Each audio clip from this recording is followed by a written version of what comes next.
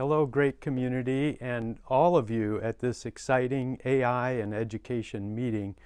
And before I begin, let me just give a big shout out to the organizers because, this takes a lot of effort and passion, and it's a wonderful team, isn't it? Marge Schiller and Edith Beatty and Champlain's Lindsay Gotwin.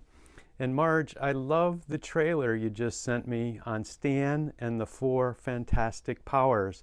I think it's the first children's book on appreciative inquiry for kids. And I would love to spend a few minutes with you and talk to you and invite you into a project. It's a project that is giving me more hope about our world and our world's future than anything I've worked on. It's a project that might be the most important project I've ever worked on. And it's a project that could affect the lives of millions and millions of children in a positive way, in a deeply positive way. My name is David Cooperrider. I'm a professor at Case Western Reserve University. I teach in the School of Management and Leadership. I'm author of a book called Appreciative Inquiry, A Positive Revolution and Change. And I'm coming to you today in collaboration with two institutions that are beginning to kind of help form and shape this and lead this effort. The first is the Meyerson Foundation in Cincinnati, the Meyerson Foundation and the Meyerson Academy. Tremendous leaders in character strengths in schools. And then the second key partner here is the Champlain College, the Bob Stiller School of Business, the David L. Cooperrider Center for Appreciative Inquiry. So just a little bit more on my passion and my background, because I think it'll help you understand where we're heading with this whole thing. But for the past 30 years, my focus has been on studying successful, very successful change and developing the tools and methods and so on. But not just successful change, but literally, but more importantly, thinking about change at the scale of the whole. That seems to be the real agenda of our day. When I speak with top leaders in almost any industry or the United Nations or corporations like Apple, there obviously change is incredibly important in all our schools and hospitals and so on. But I think the senior leadership question has shifted. It's no longer a question simply about change, but it's change at the scale of the whole. How do we move a whole 67,000 person telecommunications company together? How do we move a whole Northeast Ohio economic region together? How do we move a whole state of Massachusetts to overcome all of the polarizations and begin to develop a common ground vision of a renewable energy future together? I think that's the real question of change. It's the real question of change in our school systems as well. And in so many quarters, when we think about systemic change, there's a sense of despair. Think about how so many of us feel in terms of our politics. How are we going to move together? That's kind of a central agenda of our day. It's been exciting as we've developed tools like the Appreciative Inquiry Summit methodology. It's a methodology for doing planning and designing and strategic level change work with the whole system in the room, all the different stakeholders in a very inclusive way. And what we're discovering is that it brings out the best in human systems. Somehow, between the appreciative inquiry process and somehow with wholeness, the whole system in the room, we're able to work just incredible projects at a level of scale that, quite frankly, my sense of hope about what we're capable of doing goes up every time we're part of one of these efforts. Kofi Annan, a few years ago when he was Secretary General of the United Nations and wanting to push the pedal to the floor on eradicating extreme poverty in the world. And he's saying in the back of his mind, there's no way we're going to do that unless we have great business models and entrepreneurship and economic empowerment and dignified work. So he was assembling 700 to 1,000 of the top CEOs in the world to unite the strengths of markets with those kind of agenda items. And he said, David, do you think we could use appreciative inquiry to redo the way we do world summits? Usually world summits are talking heads or pre-negotiated agreements, but not collaborative planning. And so, what a privilege it was to bring a team together to work with him on this effort. Today, there's 8,000 corporations that continue the work of this, what's called now the United Nations Global Compact. I mention all that to you. Bob Stiller at Green Mountain Coffee Roasters, it used appreciative inquiry to bring customers into the room, to bring supply chain partners, bring farmers from all different parts of the world growing coffee to say, let's plan together and let's design together. So just a lot of exciting work happening. I share that with you because there's another source of hope that I have, and a few years ago, I call it a positive revolution in research in the human sciences, and it really is tectonic. And what happened was in about year 2000 is Marty Seligman, he was president of the American Psychological Association, hundreds and hundreds and hundreds and thousands of researchers working on our study of the human sciences. And what was clear to Marty and what he noticed is that for the last 100 years or so, psychology and all the humans have been focused on human deficiency and what's wrong with the human being. So we've learned a lot about depression and codependency and anger and fear and on and on and on.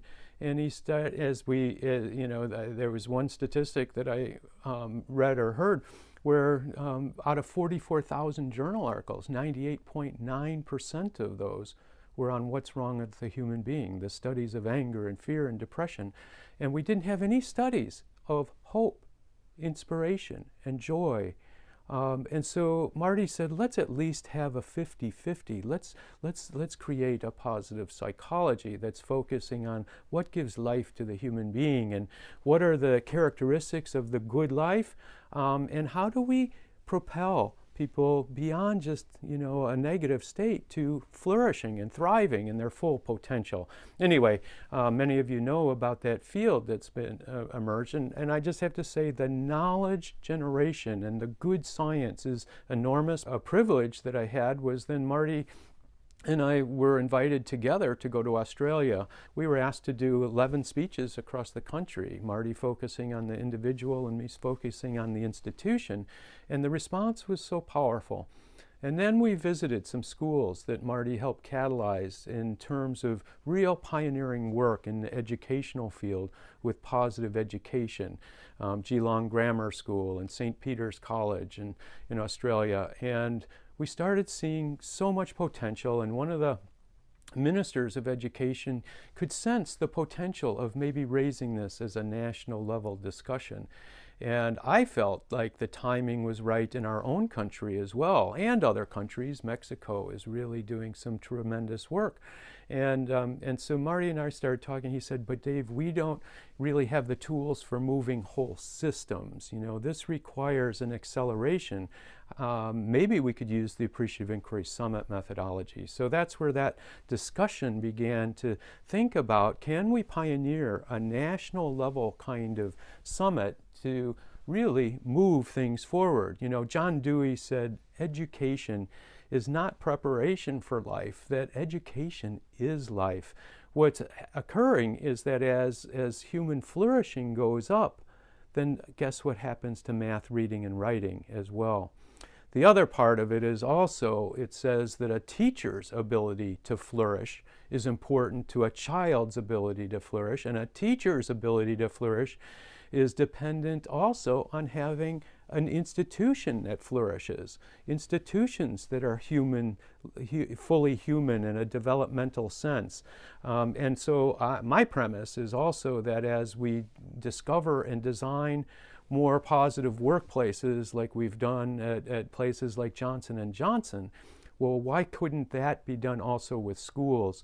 Because the premise is as the institution becomes more of a workplace where you can flourish, then so too will that spread through the classroom and the teacher and so on. And obviously every institution in society, has a moral obligation, a real moral obligation to promote human flourishing. and none more so than those responsible for educating young people, especially our families and our schools. So the question before us is simply this: how might we unite the very, very best in education today, use an appreciative inquiry, lift up all the best practices and breakthroughs that are happening in education in general, and link all of these innovations with the best in the field of positive psychology and all the resources and so on? And how do we accelerate all of this to make these extraordinary resources that are there? And school systems, whole school systems, our urban school systems, you know, lots of them being abandoned, at least in terms of tax base and so on. So anyway, that discussion with Marty was precious. The whole idea that maybe it's time to create an action-oriented, a design-oriented, collective action kind of whole system in the room summit to bring all of this together. And right now, the topic, or the way we're framing it, and this will go through revision with the steering committee and so on, but a starting topic is accelerating the future of positive education, coming together to unite the best in education with the best in the positive psychology of human strengths, a National Appreciative Inquiry Summit for advancing positive education. So what can come out of a summit? I think a movement can come out of the summit. I sense an urge on the part of a lot of leaders to lift up our potential to create the finest educational systems that we're capable of creating. You know, we're going to come out with real action. So people are tired of going to conferences where there's such a good dialogue and conversation and so many good ideas, but then no action, and there's a conference fatigue.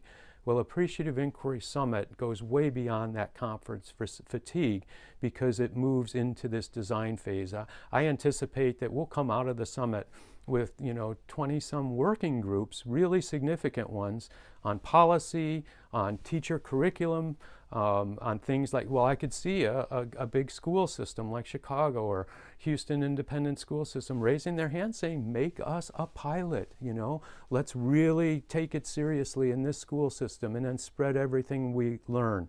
It's telling me that the timing is right. There is a readiness and the resources and so on to accelerate this positive education, as well as the positive institutions of the school systems itself. Business leaders like Green Mountain Coffee Roasters, again, a major pioneer in large group planning with appreciative inquiry, huge successes in the corporation, but you know, they'd bring customers into the room for the planning, supply chain partners, coffee growers from every part of the world to have full voice and to bring all the knowledge together to create and envision a better future.